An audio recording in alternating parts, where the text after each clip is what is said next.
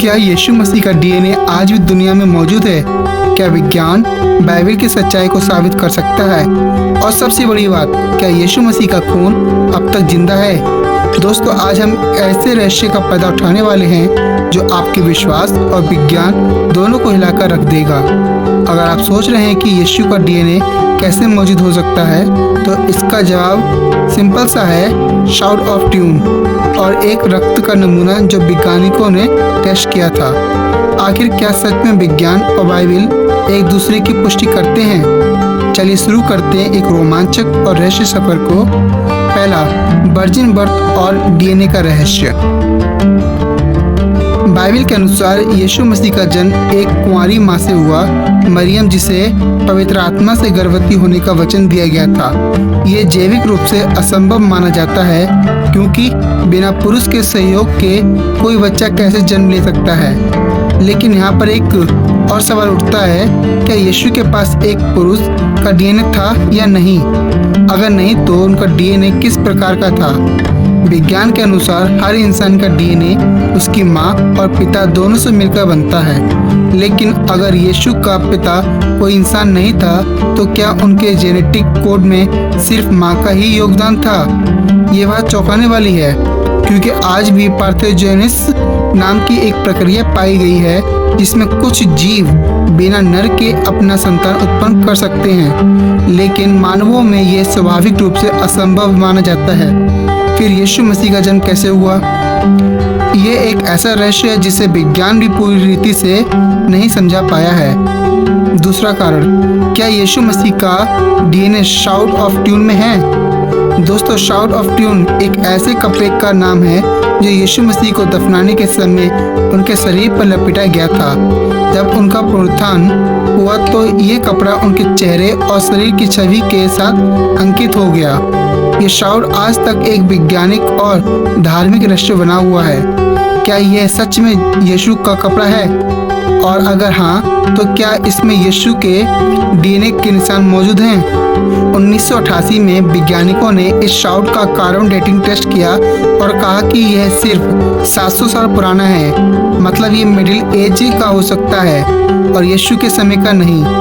2013 में हुए नए टेस्ट में वैज्ञानिकों ने दावा किया कि ये कपड़ा असल में 2000 साल पुराना हो सकता है, मतलब यीशु मसीह के समय का।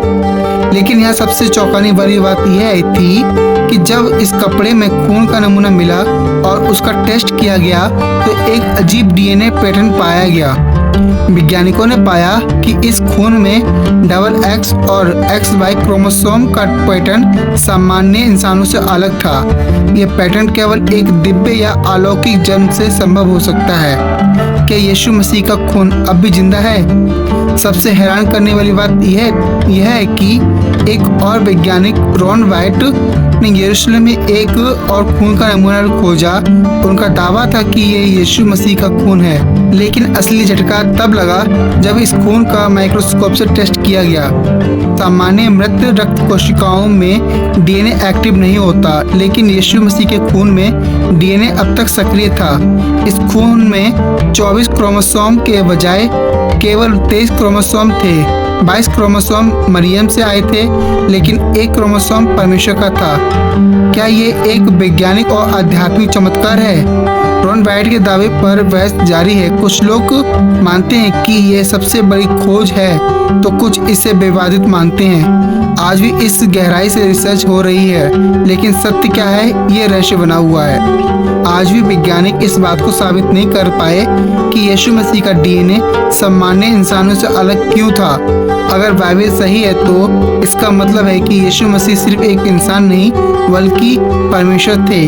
विज्ञान के पास हर किसी के डीएनए का जवाब है, लेकिन यीशु मसीह का डीएनए का क्यों नहीं? विज्ञान मृत रक्त कोशिकाओं को सक्रिय नहीं कर सकता, लेकिन यीशु मसीह का रक्त अब तक जिंदा कैसे? विज्ञान बिना पिता के मानव जन्म को असंभव मानता है, लेकिन यीशु का जन्म एक चमत्कार था। क्या विज्ञान धीरे धीरे बाइबल को सच साबित कर रहा है? अब सवाल ये उठता है, क्या आप मानते हैं कि यीशु मसीह का डीएनए आज भी दुनिया में मौजूद है? क्या ये एक दिव्य संकेत है जो ये दिखाता है कि बाइबल की बातें सत्य हैं, या फिर ये सिर्फ एक रहस्य है जो कभी हल नहीं होगा? जो भी हो, ये बात तो तय है कि यीशु मसीह सिर्फ एक इंसान नहीं थे बल्कि एक अद्भुत आध्यात्मिक शक्ति भी थे। अगर ये वीडियो आपको चौंका गया तो कमेंट में अपनी राय जरूर दें, और अगर आप ऐसे ही रहस्यों को जानना चाहते हैं तो हमारे चैनल को सब्सक्राइब करना ना भूलें। यीशु मसीह आपको और आपके परिवार को सभी को आशीष दे। आमीन।